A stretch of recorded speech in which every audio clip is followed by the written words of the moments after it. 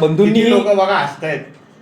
नाही, दीपक केसरकरजींनी असं सांगावं की राणे साहेबांचा संपवण्याचा कट रचला जातो हे दीपक केसरकर साहेब म्हणतायत. हो, मग 14 पासून कोणी काय केलं तिथे हसतायत बघा.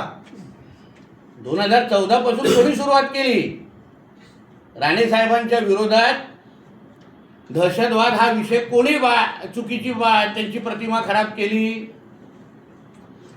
14 पासून ते 24 पर्यंत हा जो काही प्रवास राणे साहेबांचा आणि राणे कुटुंबाचा झालेला आहे त्याची सुरुवात कोणी केली 2014ला.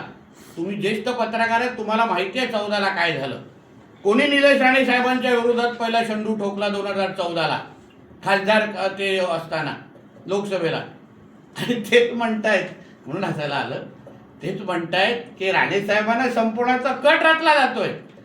अहो, भारतीय जनता पक्षाने सन्मान्य राणे साहेबांना जो सन्मान दिला, भारतीय जनता पक्षाने जो राणे साहेबांबरोबर आज पूर्ण राणे साहेबांना जे काही ताकदीने उभं केलेलं आहे, आज भारतीय जनता पक्ष नसता तर राणे साहेबांनी ही पूर्ण ताकद उभी राहिली नसती.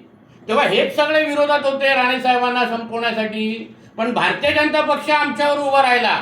भारतीय जनता पक्षाने मान सन्मानाने साहेबांना पक्षामध्ये घेतलं. भारतीय जनता पक्षाने साहेबांना खासदार बनवलं.